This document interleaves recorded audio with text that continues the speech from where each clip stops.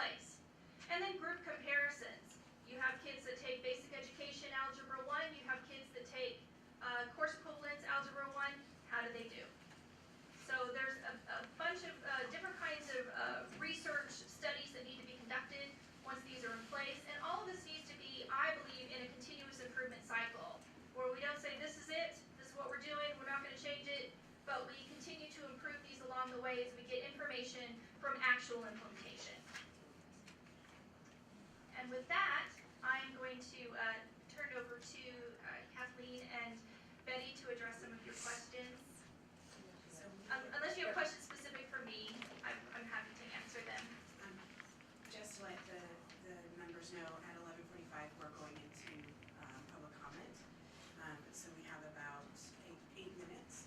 So if we want to, if you don't have questions, I will go with the questions I think that were sent to you, and you can talk a little bit about those. Sure, we'll just delve into some of these. One of the questions you asked is that most of the frameworks are 180-hour frameworks, but there are some that are 540, and they're both equal at 1 credit. And you know, why is that?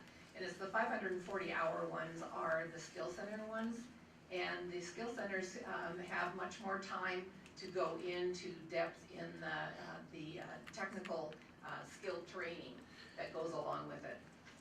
So that's the response to that one. And then you can ask us more if you need to. Then you talked about the performance assessments that need district development, and that is a true statement. Yes, they will need district development. And the districts are very used to doing that kind of work, and so they will be developed locally. I think the one thing on that too is that you have to remember that even if a district chooses to elects to use one of these frameworks, they still have to get it approved, the course, CTE course approved through SPI. So you'll see in the frameworks that they have to add their individualized leadership pieces, they have to add their performance assessments, and then those come into OSPI to review those. Okay, then you had a question about the unit summaries. Some of them have unit summaries and some of them don't, and that's a true statement. It depended on which of the program supervisors were working on those particular ones. They are not required to have unit summaries. They are required to have a program summary of what this program consists of, but not unit summaries. The applied algebra and 1 and 2, the frameworks, you wanted to know what would make that different, and Christine has already addressed that. It's the application of the Algebra 1 and Algebra 2. I'm going through these quite quickly so we can get on time here. It says some of them are equivalent to lab science, and then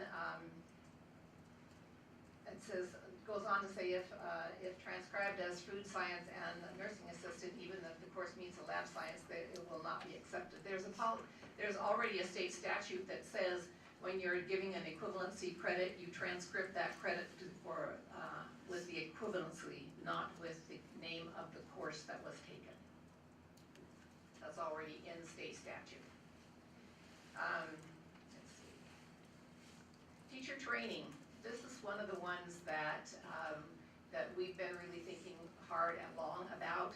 We are planning at this point in time to have in the month of June, we will be bringing teachers in and working with EPIC to do some train the trainer models, so that we will have people around the state that will be able to go out and to train regionally, so that districts don't have to send their teachers all to maybe one conference or another conference. We'll try to hit all the conferences too, but we also want to have ones that can be done regionally, maybe at the ESDs or something along those lines, but we will have regional trainers that will be available to work with local districts on the implementation and on the training, because we have raised the rigor of these courses, and we want to make sure that that rigor, that the teachers are very comfortable teaching that rigor, and we will be bringing our math and science people into that process also. Yeah, you were asking about particularly the ones on the animal science and the working in plant science, and those that particularly we've been doing those trainings jointly with the science department and CTE for the last 2 years, of bringing teachers in for a period of time during the summer, and where they've been getting that curriculum, those standards through the CASE, which is integration of the science as a national program, and we probably have trained a couple hundred of our agriculture instructors on those programs already, so. There was a question about the principles of technology that did not have any industry standards, and yes, we realize that they didn't. They do meet ITEA standards, and those will be added to those frameworks. And principles of technology has been given a physics designation for years, since the early 1990s, so that's one that's not a new designation. And then the last issue was on the highly qualified teacher issue, and I provided, and hopefully you have it in your books, was this part of it? I hope so. In our equivalency crediting toolkit or handbook, there is a section on key element number 5 that says it's clarifying highly qualified and equivalencies. And if you read that, you will see that it says the question is, do teachers in CTE classes that meet equivalency crediting criteria in core academic subject areas need to meet highly qualified requirements? And the answer to that is no. Teachers assigned to teach CTE funded equivalency crediting classes do not need to meet the highly qualified requirements, even if the student receives a graduation credit in that core common that area. If a teacher is teaching, if it's a CTE teacher and they are teaching a strictly algebra class, then they would have to meet that highly qualified designation. And that's been in effect for quite a few years. Yeah, quite a few years. So those are the questions that you have for us. I think we're right on time. About 2 minutes, but I want to thank you. If we have more, I think we could take one question, because I think we have about 2 minutes. Or is there any burning question? Holly, yeah. So, I was thinking about training, and I was thinking about the opportunity that this might offer to do something that we haven't really done effectively. It gets me really excited. I'm a science and CTE instructor, and I teach biology that is an equivalent course, and I've written these frameworks, and these are amazing. The work that goes into that, I really appreciate it.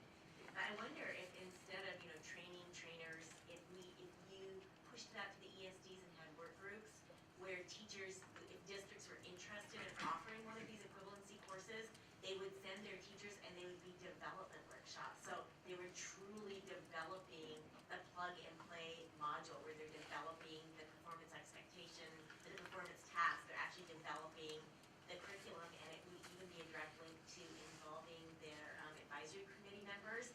So you would have your industry people right there working on the performance tasks and the curriculum that you could then push out to districts.